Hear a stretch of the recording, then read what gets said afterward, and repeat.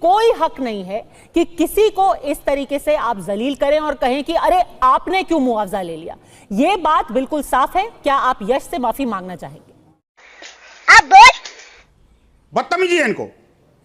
रशीदी साहब, आप सवाल मुझसे कर रही हैं? हाँ जी, ये जख्मों पर नमक छिड़कने की तरह है कि किसी को आप उल्टा जो आरोपी है उसको दिखा रहे हैं जैसे उसके खिलाफ कुछ खराब हो गया है, और एक पीड़ित परिवार को आप इस तरीके से जलील करने की कोशिश कर रहे हैं, ये कह के कि भाई तुमने मुआवजा ले लिया, तुम्हें आप सवाल पूछने का कोई हक नहीं है। मतलब वो न्याय की कोई उम्मीद ना रखे। मुझे आपत्ति है, सुनिए, मुझे आपत्ति है आपसे, मुझे आपत्ति है आपसे। अरे इसी को धर्म कहते हैं तो मैं इसको अधर्म कहता हूं। आपके चैनल ये कुकर्म मत करिए। एक नेशनल टीवी चैनल पर डिबेट में बैठ करके आपने एक बार एक करके प्लीज पर बात नहीं करेंगे। ये जिहाद में जिहाद करा रहे हैं। नहीं बोला उनको। एक सेकंड ट्रेडर डाउन कीजिए, आप मुद्दे पे आइए। रशीदी साहब, यश को रखिए, रशीदी साहब को रखिए। रशीदी साहब माफी मांगेंगे आप यश से? चुप रहेगा। मैं नहीं मानता। हमने हिंदू धर्म पे बात की। सर आप मुद्दे पे आइए, किसी धर्म पर यहाँ पर बात नहीं हो रही है। आप मुद्दे पे आइए। आपने जो टिप्पणी यश और कन्हैया जी के परिवार पर की है, माफी मांगे, उसके लिए आप माफी मांगेंगे? पागल आदमी जब बैठेगा इस्लाम पर बात करेगा।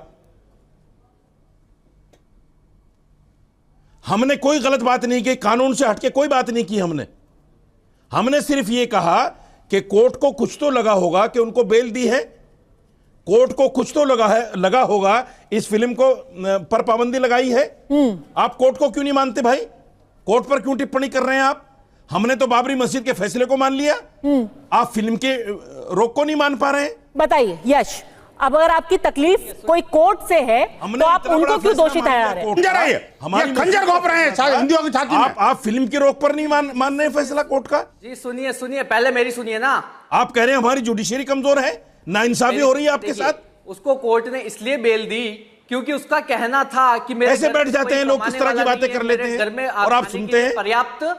पर्याप्त मतलब कोई व्यक्ति नहीं है जो कि कमा सके, तो मुझे उस बेस पे उसको कोर्ट ने बेल दी, एक ह्यूमैनिटी के नाते, इंसानियत के नाते, ठीक है। पर वही व्यक्ति जिसके पास खाने का पैसा नहीं है, वही सुप्रीम कोर्ट पहुंच जाता है, ठीक है, वो भी देश के सबसे बड़े वकील को लेकर, कपिल सिब्बल को लेकर। यही नहीं, अभी और सुनिए। तो बताइए कहां से आ रहा है उसके पास इतना पैसा? कौन कर रहा है उसको प्रोवाइड इतना पैसा? बताइए। जमीयत उलमा हिंद हर बार क्यों करता है आतंकवादियों को सपोर्ट, चाहे संकट मोचन का बता रहा हूं, केस हो? बताइए। मैं बता रहा हूं, बताइए ना। पद्मा झा जी, मैं जवाब दे रहा हूं। सुनिए, मैं बता रहा हूं। बेटा, इस देश में एक कानून है, संविधान है। अगर कोई आदमी मर्डरिस्ट भी है, कोई आदमी आतंकवादी भी है, उसको लीगल एड मिलती है। यहां तो ऐसा कोई मसला ही नहीं है। सच्चाई छुपाई गई, अफवाह उड़ाई गई, बात कुछ और थी, बताई कुछ और गई। एक फिल्म पर पाबंदी की बात है, हमारी आस्था को हट होने वाली बात थी, हमने लगाया पैसा। आपको क्या दिक्कत है उसमें? अरे किसी की हत्या पर फिल्म बन रही है, उसमें आस्था की बात कहां से लेके आ गया रशीदी साहब? ये तो एक जुर्म है, एक क्राइम हुआ है, उसमें फिल्म बनी है। कितने क्राइम है, और यहाँ पर मैं आपको कितने ही ऐसे यहाँ पे उदाहरण दे दूंगी। उस फिल्म में आपको पता है पद्मा झा जी, उसमें आपने उसका ट्रेलर देखा है? जी बिल्कुल, मैंने उसका ट्रेलर देखा है। में माँ आयशा के बारे में, नबी पाक सल्लल्लाहु अलैहि वसल्लम के बारे में गलत बातें कही गई हैं। अच्छा। ऐसे ही नहीं कोर्ट पहुंचे हम लोग। जी तो इस्लाम की मान्यताओं को चैलेंज किया है उसमें। उस मूवी में 55 कट्स लगे, इसलिए हम पहुंचे हैं कोर्ट। ये बच्चा है, इसको नहीं पता है, और सीबीएफसी इसको तो भड़काया जा रहा है, तो शायद इसको भड़का कर बिठाया जा रहा है। धार्मिक भावनाओं को आहत करने वाला कोई भी सीन मूवी में नहीं आने देगी। समझ रहे हैं ना आप उस चीज को? अगर ये आप सवाल उठा रहे तो देश भाई साहब, बेटा आपकी एज बहुत कम है, अभी समझो। आप इस गोरख धंधे से बाहर निकलो।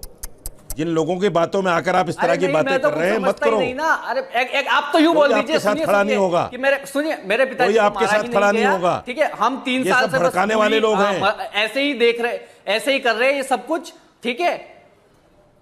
देखिए नहीं, आप पद्मजा जी मुझे 30 सेकंड दीजिए, मैं एक बात और कहना चाहता हूं। नहीं, ये बहुत जरूरी बात कही है यश ने। आप उसको ऐसे ही नहीं झुटला सकते कह के कि तुम बच्चे हो, तुम्हें बरगलाया जा रहा है। सर, ये अकेले यश ने नहीं, उनके परिवार ने नहीं, सेंसर बोर्ड ने, हमारे देश के सेंसर बोर्ड के सामने ये पिक्चर गई है।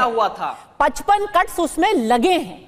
पास होने के बाद रिलीज से 12 घंटे पहले जब रोक लगती है तब सवाल उठता है। किसी ने ये नहीं कहा कि उसमें कट्स नहीं होने चाहिए।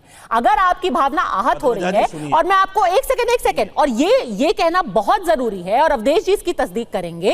कुछ वक्त पहले एक पिक्चर आई थी पद्मावत, उसको लेकर के करणी सेना कोर्ट गई थी। उस वक्त कोर्ट ने क्या बोला कि हमारे देश में एक संस्था है जिसका नाम है सेंसर बोर्ड, उसके बाद है सेंसर बोर्ड एपेलेट ट्राइब्यूनल, यानी कि अगर आपको कट्स होने के बाद भी कोई आपत्ति है, आप अपील में जाइए, कोर्ट के पास क्यों आ रहे हैं? और अगर आपको फिर भी पसंद नहीं है तो आप मत देखने जाइए। और अभी तो रुको, क्लाइमैक्स अभी बाकी है। ये तो बात हो गई पद्मावत की, और ये बिल्कुल सही फैसला था। लोगों को अगर कुछ अच्छा नहीं लग रहा है तो वो हॉल में जाके ना देखें, या फिर वो सेंसर बोर्ड के सामने अपील करें। ऐसा नहीं हुआ, आप फौरन कोर्ट पहुंच गए, और इसीलिए बार बार इरादे पर सवाल उठाया जा रहा है रशीदी साहब। और ये किस संगठित तरीके से किया जा रहा है? आप जैसी सीनियर एंकर भी कोर्ट पर टिप्पणी कर रही हैं। सर, सवाल उठाने का तो हक है ना। आप जैसी सीनियर एंकर भी कोर्ट पर टिप्पणी